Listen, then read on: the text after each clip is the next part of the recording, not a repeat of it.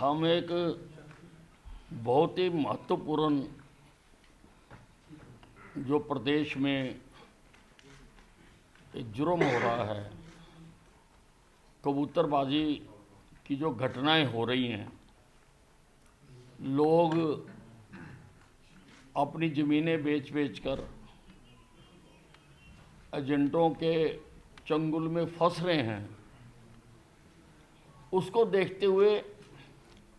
मैंने एक पहले एसआईटी बनाई थी भारती अरोड़ा आईजी के नेतृत्व में 2 जून 2020 को, और 30 नवंबर 2021 को उन्होंने अपनी रिपोर्ट दे दी थी। उस दौरान 593 लोगों को गिरफ्तार किया गया था और 1,81,57,800 रुपये रिकवर किए गए थे। काफ़ी कमी भी आ गई थी, लेकिन जब दोबारा लोग मेरे पास, आप जानते हैं कि मैं जनता की शिकायतें सुनता हूँ, ग्रीवेंसेस मैं सुनता हूँ, लगातार सुनता हूँ, तो मेरे पास हर प्रकार के लोग अपनी शिकायतें लेकर आते हैं। जब कबूतरबाजी के दोबारा लोग आने शुरू हो गए तो 17 अप्रैल 2023 को मैंने एक दोबारा एसआईटी बनाई, जिसमें पुलिस महानिरीक्षक शिवास कविराज की अध्यक्षता में और जशनदीप सिंह रंधावा एसपी अम्बाला और अभिषेक जोरवाल जो पहले कैथल के एसपी थे और अब गुड़गांव में हैं, इन 3 लोगों की मैंने एक कमेटी बनाई। इन्होंने अपने समय में, यानी अब तक का ये कमेटी चल रही है, लेकिन हम आज तक की जो इसने कार्रवाई की है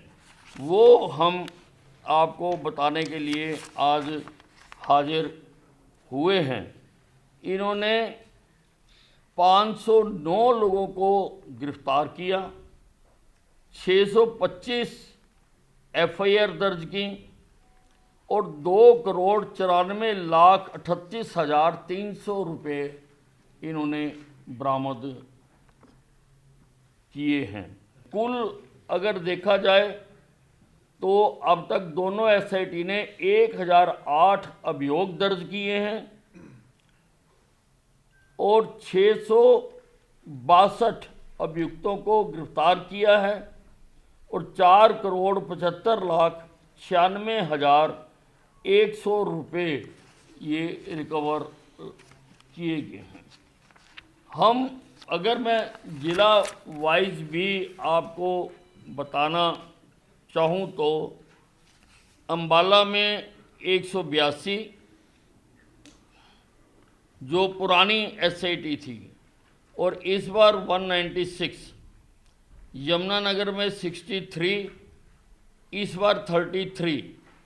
कुरुक्षेत्र में पहली वाली कमेटी में 156, इस बार 90,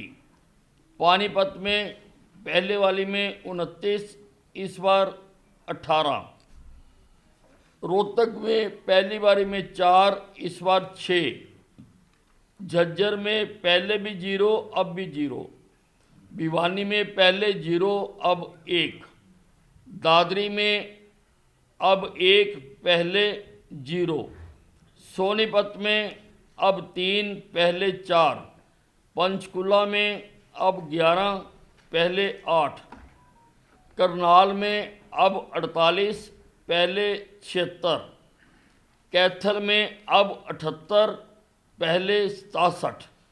रिवाड़ी में पहले भी 0 अब भी 0, पलवल में पहले भी 0 अब भी 0, नारनौल में पहले 1 अब 0, नूह में पहले 2 अब 0, फरीदाबाद में पहले 1 अब 0, गुड़गांव में पहले 1 अब 0, हिसार में पहले 7 अब 3, सिरसा में पहले 3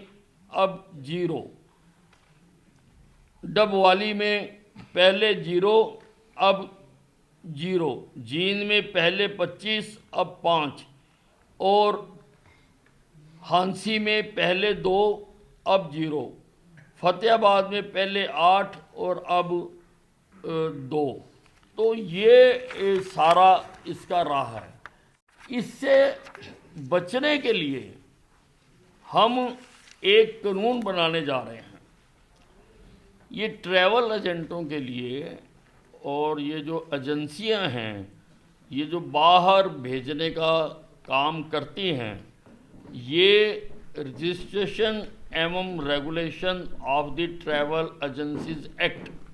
हम बनाने जा रहे हैं और उम्मीद है कि इसी सेशन में वो बनकर पास हो जाएगा। क्योंकि ऐसा महसूस किया गया कि इतना बड़ा अब्यूज़ हो रहा है, तो इसको रेगुलेटर करने के लिए कोई ना कोई अथॉरिटी होनी चाहिए, कोई ना कोई कानून होना चाहिए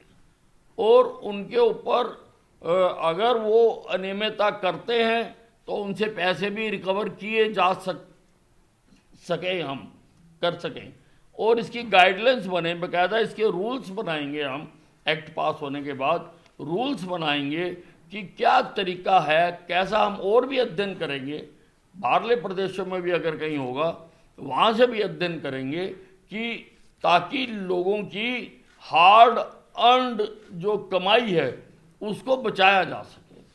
आज तो बुरी तरह से लुट रहे हैं, कोई तौर तरीका नहीं है। 60-60 लाख रुपए बिना लिखत के और बिना उसके किसी प्रकार के दे रखे हैं। तो क्योंकि लोग जाना भी चाहते हैं, हम किसी को रोकना नहीं चाहते हैं, लोग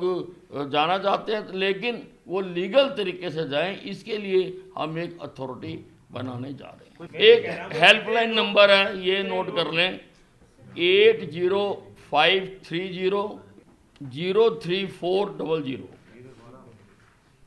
ये हेल्पलाइन नंबर है। अगर इस हेल्पलाइन नंबर पर भी पड़ता है, एसआईटी को डायरेक्ट एप्लीकेशन आती है या कहीं भी जाती है, तो वो हम एसआईटी के थ्रू करते हैं, क्योंकि सारा सिस्टम इसमें एक कमेटी तो बनाई हुई है, 3 एसपी हैं, लेकिन बाकी सारी पुलिस की भी मदद ली जा सकती है, उनको भी इन्वॉल्व किया जा सकता है ताकि इनको करा जाए। और मैं समझता हूँ कि इतने कम पीरियड में और इतने 509 आदमियों को गिरफ्तार करना एक बहुत बड़ी बात है, ये बहुत बड़ी बात है। ये जारी रहेगा, हम एक भी आदमी को हम छोड़ेंगे नहीं जो इस प्रकार से लोगों को लूट कर और अपने घरों को भरने की कोशिश कर रहे हैं, उनको हम छोड़ेंगे।